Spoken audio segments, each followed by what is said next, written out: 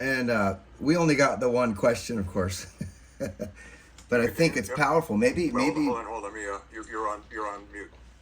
uh, um, maybe it's more powerful that we only got the one question because the camera died and the electronics went haywire as they often do. And when you're trying to do the most important thing, the one FBI agent who's Yeah. still active, who we Yeah. finally were able to do an in-person interview, the only one.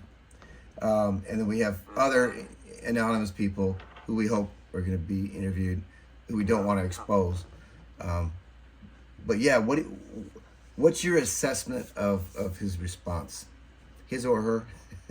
Well, obviously, this person is saying this is all about visibility and careerism, and that's it. I don't want anything to interfere with my job. I don't want anything to besmirch the agency. I don't want to get pulled into a conflict, and so therefore we're going to suppress everything. Okay, I hear that, and no matter how good the person is, no matter how truthful that person is, in fact, the more truthful, the more intent of squashing. And so the question is, okay, there's a video that I could show you that was an interview of Ryanair pilot blowing the whistle on Ryanair. There was another interview of workers at Boeing blowing the whistle about dangerous conditions. So in other words, there's all kinds of agencies, and I suspect the same goes on in other intel agencies as well. Obviously, it must have, for people to have to speak the truth and then flee the country. So the question is, okay, what do we do with that? Let's use Edward Snowden as an example. What do we do with that? I mean, how do we go about this in a way that is really going to change things? Knowing how malignant the leadership is, and knowing that these are the values that drive them. Now, I don't know whether I shared this with you before. Looking at organizational, institutional models of whistleblowing, I don't know whether you know that one company actually has a policy that favors whistleblowers, and that policy is Toyota.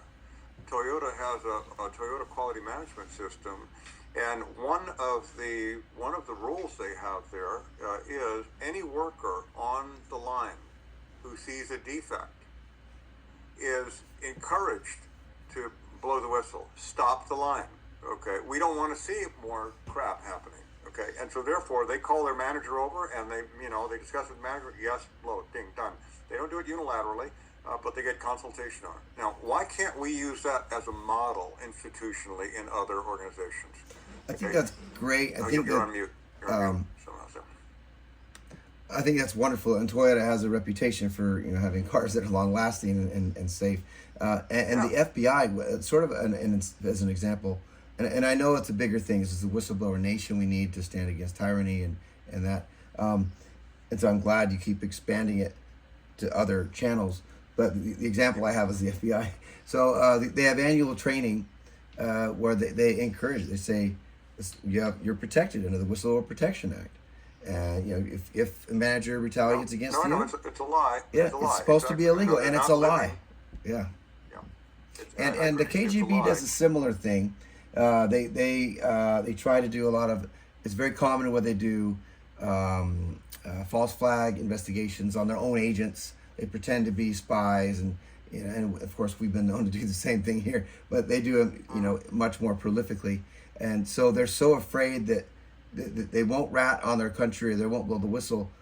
That they're afraid they're going to get entrapped in some kind of dragnet operation, Yeah. clandestine Yeah. operation. So, and they even have a saying over there in Russia. I think there's a famous book called The Aquarium. So it's like they're an aquarium and everyone can see everybody and everyone's hiding in plain sight. But yeah, I mean, I think that's the right direction. I think Toyota has a good model. So then, looking at that, then I say, all right, if the system is sick, and we have a whole number of industries, including the intel industry, that has this toxicity and is lying about its own, basically dishonest about its own vision and mission, is what it is. It's just basically it's living a lie. How then do we address a system that is living a lie? Okay, now the challenge is, do I come out and simply say, you system are living a lie, and I'm going to confront the toxicity in this system? Or do we somehow then say, okay, what are the factors that are contributing to a system living a lie, and how do we change that dynamic? And I think that's the challenge that we face. Yeah. Because we know that this is where systems are. They're sick. They're really sick. They're deranged. Yeah. And some of them are more deranged than others. Some of them are murderous. We're fortunate we don't yet live in a murderous regime, at least one that is so apparent as as in some of the other countries. And we could get there. I mean, I don't, it's not a far fetch that we could get there. Oh, it could happen fast for sure. And we have examples Yes. in our own history. We have the crucifixions that were done, first and foremost, best example, by Rome.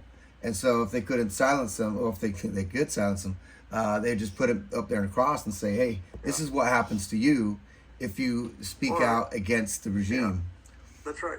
That's right. And you can see, you can just see a deranged system. But again, I applaud you. There's no doubt about it. And I think we're in a select circle of people who really are courageous to speak our minds.